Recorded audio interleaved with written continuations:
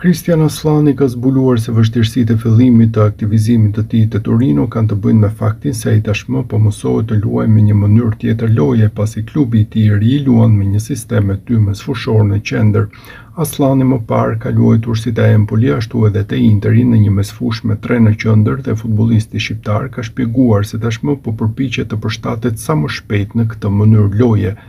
Po, unë sinqerisht kam preferuar gjithmonë që të luaj me 3-1 para mbrojtjes, por tani këtu po luaj me 2 në qendër dhe ndjehem mirë. Padyshim duhet të përmirësohem pasi është diçka e re për mua, është një gjë e re edhe në fazën mbrojtëse, pasi kur luan me 2 dhe të bësh markimin 1-1, duhet të ndjek mesfushorin tjetër në të gjithë fushën. Ndaj është një gjë e re, por jam i lumtur dhe do të mundohem gjithmonë të përmirësohem ndeshje pas ndeshje, pasi është një gjë e rëndësishme, tha Aslani për mediat